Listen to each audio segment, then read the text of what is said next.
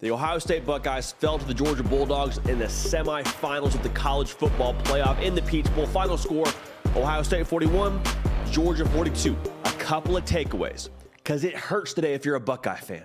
It hurts, it stings, because for the majority of this game, you controlled the tempo. You dictated your terms to the previous national champion, the Georgia Bulldogs. You did. The team that everyone said wasn't tough enough when you played in Columbus and lost to Michigan in a pretty difficult showing, a pretty difficult fashion. The team that everybody said they can't win the big one, they're choke artists, whatever you want. I mean, there was a lot of verbiage thrown out towards this team and towards CJ Stroud, towards Ryan Day.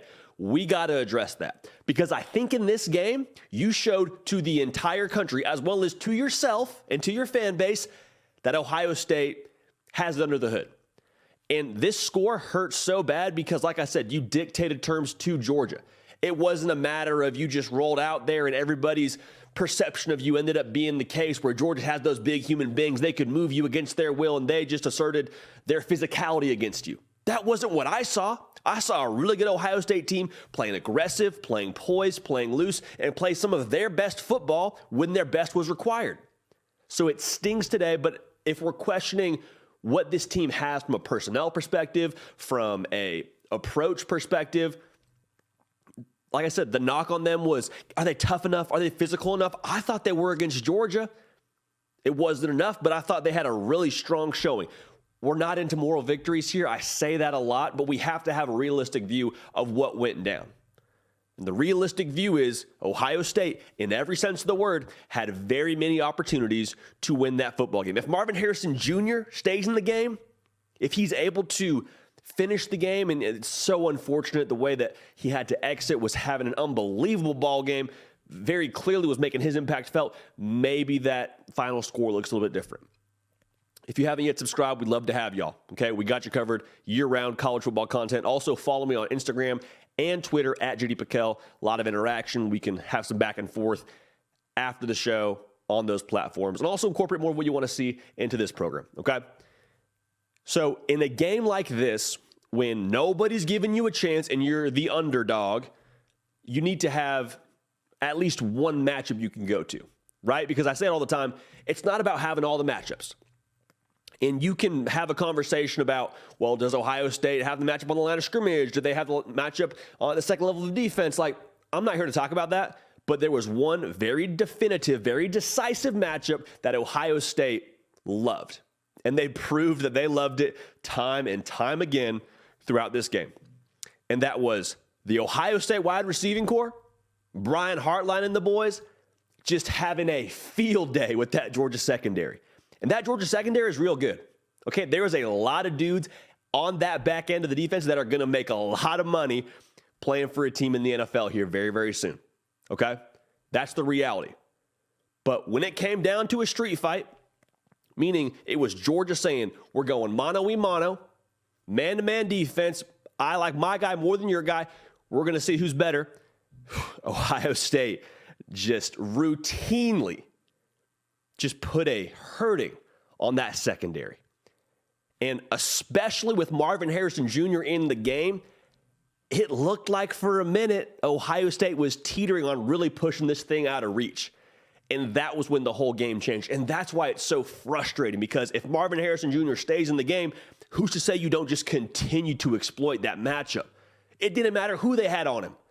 It didn't matter if it was Keely Ringo. Didn't matter if it was Lassiter. Like, they were just throwing the ball to 18, and it was one of those things where it's what you call an ain't none game, meaning ain't none you can do about it, because Marvin Harrison Jr. is going to get what he wants.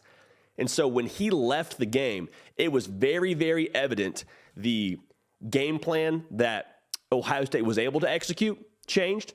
The way that Georgia played defensively was different in a lot of ways. Just the end result was very different. Even if Marvin Harrison Jr. wasn't getting the football, you still had to worry about him. You still had to account for 18. You thought about it as a defense. And so that's going to be something that I think people talk about here for the next few months is, well, what if that hit never happens on Marvin Harrison Jr.? What if he's able to finish that game? Is the result different? I'm not here to say it is or it isn't, but I think the conversation is very fair if you think that maybe that final score has a different tone to it. That's what I'm trying to tell you. So, going forward, there's going to be a lot of conversation around Ryan Day. And he has made it extremely clear. Here's the standard at Ohio State. We beat Michigan. We win the Big Ten. We compete for national titles. And based on this year, based on last year, 0 for 6, if you want to look at it that way. So that's not okay.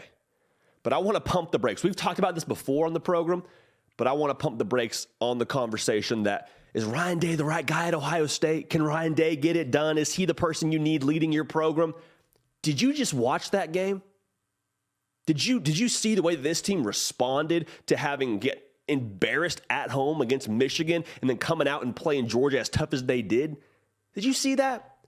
Because I don't know a lot of other coaches that could rally a team after having the showing that they did to play the way that they did once they got a second chance at life.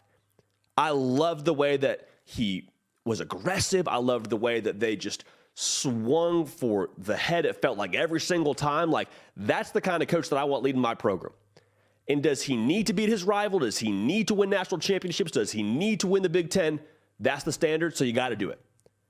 But to say that he's not the right guy after you lose a game by 1 point, you're in position at the end of the game to kick a field goal and win the game. Is he a better coach if that field goal goes through the uprights? Does your opinion on Ryan Day change if you get 3 points there and ends up winning the game? Come on now.